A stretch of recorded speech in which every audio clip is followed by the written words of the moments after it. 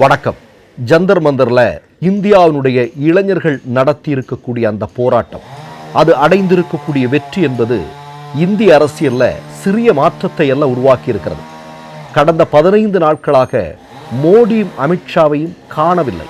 அப்படி என்றால் பாஜகவை, RSSஐ எந்த அளவிற்கு பதட்டம் கொள்ள செய்திருக்கிறது இந்த இளைஞர்களுடைய கூட்டமைப்பு அப்படிங்கிறத நம்ம இந்த பதிவில் பார்க்க போறோம். கூடுதலாக ஒரு மிக முக்கியமான செய்தி என்ன அப்படின்னா, 2 நாட்களாக மும்பையில் காக்ரோச் ஜனதா அமைப்பினுடைய மீட்டிங் நடந்திருக்கு. அது முடிஞ்சதுக்கு அப்புறம் அவங்க வெளியே வந்து என்ன பேசியிருக்கிறாங்க அப்படிங்கிறதும் இன்றைக்கு RSSனுடைய வயிற்றில் ஒரு மிகப்பெரிய பூகம்பத்தை உருவாக்கி இருக்கிறது என்பதுதான் முக்கியமான செய்தி.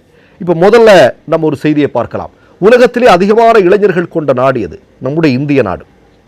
மொத்தம் இருக்கக்கூடிய 150 கோடி மக்கள் தொகையில் 65% இளைஞர்கள் இருக்கிறார்கள்.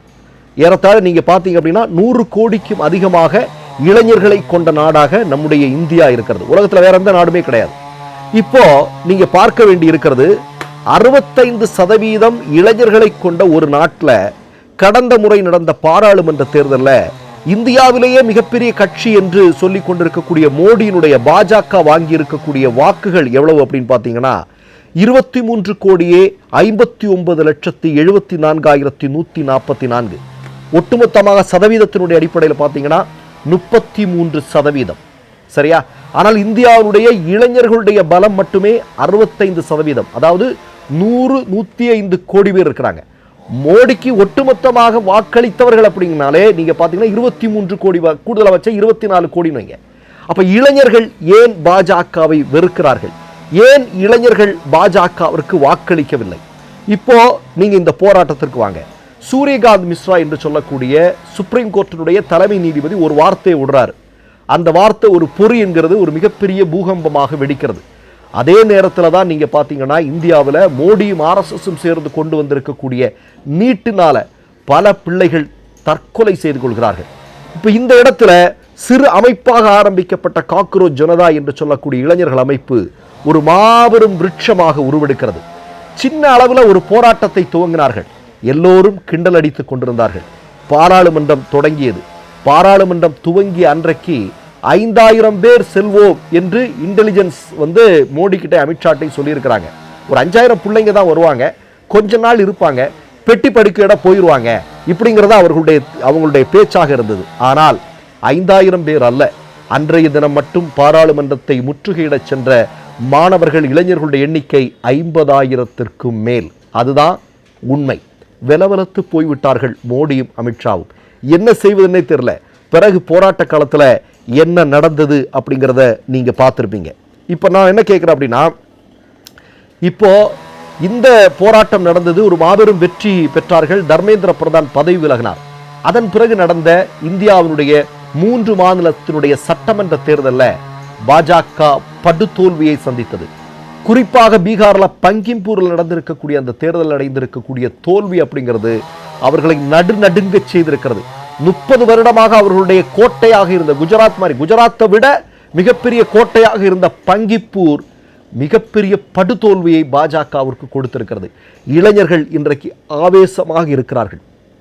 இந்த கூட்டத்தில் நீங்க பார்த்தீங்கன்னா மிகப்பெரிய பலமான கட்சிகளுடைய செல்வாக்கெல்லாம் இந்த காக்ரோச் ஜனதா பார்ட்டிக்கு பின்னாடி கிடையாது. எந்த மிகப்பெரிய அரசியல் கட்சிகளும் இதுக்கு பின்னாடி கிடையாது.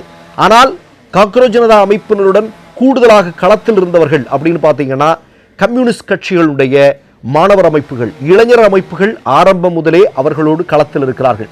உங்களுக்கு நன்றாக தெரியும், நன்றி சொன்னார்கள் காக்ரோச் ஜனதா கட்சியை சார்ந்த அமைப்பினர். கடைசி நாளில் எங்களை வழிநடத்தியமைக்காக, எங்களை முன்னின்று வழிநடத்தியதற்காக கம்யூனிஸ்ட் கட்சியினுடைய இளைஞர் அமைப்புகளுக்கு நாங்கள் நன்றி தெரிவிக்கிறோம் என்று சொன்னதெல்லாம் இருக்கிறது. சரி, இப்போ நீங்க ஒரு மிக முக்கியமான செய்தியை தெரிஞ்சுக்க வேண்டியிருக்கிறது. 2 நாள் மும்பையில் நடந்திருக்கக்கூடிய மீட்டிங், காக்ரோச் ஜனதா கட்சி அமைப்பினர் வெளியே வந்து ஒரு பேட்டி கொடுக்குறாங்க.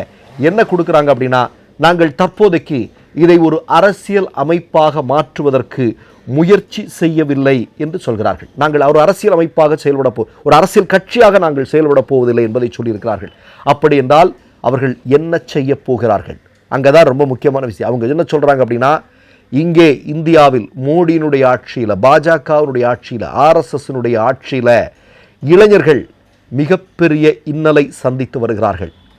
சரியாக கல்வி கிடைக்கவில்லை, கல்வி கிடைத்தாலும் நல்ல வேலை கிடைக்கல, நல்ல வேலை கிடைச்சாலும் வாழ்வாதாரம் சரியா இல்லை, போதிய சம்பளம் இல்லை. இப்படி இளைஞர்கள் அனுபவிக்கக்கூடிய பிரச்சனைகள் என்பது மிக கடுமையானதாக இருக்கிறது. அதனால் இனி எந்த கட்சி ஆட்சி பொறுப்பிற்கு வந்தாலும் அவர்களை எப்படி நீங்கள் வழி நடக்க வேண்டும் என்பதை தீர்மானிப்பது நாங்களாக இருப்போம் என்பதை காக்ரோச் ஜனதா கட்சி அமைப்பினர் சொல்லியிருக்கிறார்கள். அதாவது மோடியும் அமித்ஷாவும் இனி இந்தியாவில் எப்படி ஆட்சி நடத்த வேண்டும் என்பதை நாங்கள் தீர்மானிப்போம், இந்தியாவுடைய இளைஞர்கள் தீர்மானிப்போம் என்பதை அவர்கள் தெளிவாக சொல்லியிருக்கிறார்கள்.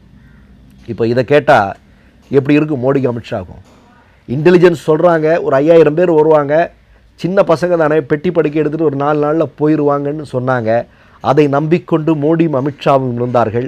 பிறகு அதையும் மீறி போராட்டம் பிடித்தது, பெல்லட்டை போட்டு பார்த்தாங்க, லாத்தியில் ஆணி அடித்து பார்த்தாங்க. எல்லாவற்றையும் மீறி இளைஞர்கள் மாபெரும் வெற்றி அடைந்தார்கள். மோடியும் RSSும் அமித்ஷாவும் சரணடைந்தார்கள். இப்போ என்ன சொல்கிறாங்க, கூடுதலாக என்ன சொல்கிறார்கள் என்றால், இந்தியாவில் இருக்கக்கூடிய 65%, அதாவது 100 கோடிக்கும் அதிகமான இளைஞர்களுடைய வாழ்க்கையில் பாஜகவும் RSSும் விளையாட நினைத்தால் நாங்கள் அதை வேடிக்கை பார்க்க மாட்டோம். இனி எப்படி நீங்கள் இளைஞர்களுடைய வாழ்க்கையில் நீங்கள் நடந்து கொள்ள வேண்டும் என்பதை நாங்கள் தீர்மானிக்கப் போகிறோம் என்பதை அவர்கள் தெளிவாக சொல்லியிருக்கிறார்கள். இப்போ பாருங்கள், பாஜக வட்டத்தில் மட்டுமல்ல, ராகுல் காந்தி இன்ஸ்டாகிராம் வழியாக ஒரு மிக முக்கியமான அறிவிப்பை வெளியிட்டிருக்கிறார். மாணவர்களோடு நான் கலந்து பேச தயாராக இருக்கிறேன், எந்த கேள்விகள் வேண்டுமானாலும் என்னிடம் கேளுங்கள் என்று சொல்லியிருக்கிறார். உத்தரப்பிரதேசத்திலிருந்து இளைஞர்களோடு கலந்து கொள்ளக்கூடிய ஒரு கூட்டம் ஒன்று வெகு விரைவில் ஆரம்பிக்கப் போவதாக சொல்லியிருக்கிறது. இந்தியாவில் இருக்கக்கூடிய பெரும்பாலான கட்சிகள் எல்லாம் இளைஞர்களுடைய தேவைகளுக்காக களத்தில் வருவதற்கு காத்திருக்கிறார்கள். இனி வரும் காலம் என்பது இந்திய இளைஞர்கள்தான் இந்தியாவினுடைய அரசியலை தீர்மானிக்கப் போகிறார்கள் என்பதை காக்ரோச் ஜனதா கட்சி அமைப்பினருடைய இந்த போராட்டம், இந்த முன்னெடுப்பு தெளிவாக உணர்த்தி இருக்கிறது என்பதுதான் முக்கியமான செய்தி. மற்றொரு நிகழ்வில் சந்திப்போம். நன்றி, வணக்கம். 3 யூடியூப் சேனல்கள் வியாபாரத்திற்கு இருக்கிறது. தேவைப்படுபவர்கள் இந்த எண்ணுக்கு தொடர்பு கொள்ளுங்கள். மை நேம் இஸ் ரெட் சேனலை சப்ஸ்கிரைப் பண்ணிக்கோங்க. அதுக்கப்புறமா பக்கத்தில் இருக்கிற ஜாயின் பட்டனை கிளிக் பண்ணீங்கன்னா ஒரு நியூ பேஜ் ஒன்று ஓப்பன் ஆகும். அதுலயும் ஜாயின் பட்டனே கிளிக் பண்ணிக்கோங்க. அதுல பாத்தீங்கன்னா credit card, debit card options இருக்கு. இதுல உங்களுக்கு விசா, மாஸ்டர் கார்டு, ரிப்பே அப்படின்னு 3 ஆப்ஷன்ஸ் கொடுத்துருக்காங்க. அதுல நீங்க எந்த கார்டு சூஸ் பண்றீங்களோ அந்த கார்டோட நம்பர் என்டர் பண்ணிக்கோங்க. அப்புறமா கார்டோட வேலிடிட்டி மந்த் அண்ட் இயரை டைப் பண்ணிக்கோங்க. அடுத்தபடியா உங்க கார்டோட பின்னால CVC கோடுன்னு சொல்லிட்டு 3 நம்பர்ஸ் கொடுத்துருப்பாங்க. அந்த நம்பரை இதுல என்டர் பண்ணிக்கோங்க. அப்புறமா அட்ரஸ் அண்ட் இன்ஃபர்மேஷன் என்டர் பண்ணிட்டு பைங்கிற பட்டனை கிளிக் பண்ணிக்கோங்க. ஒருவேளை உங்க கார்டு நம்பர் இன்வாலிட்னு காமிச்சிச்சுன்னா உங்க கார்டுல இன்டர்நேஷனல் யூசேஜை எனேபிள் பண்ணுங்க.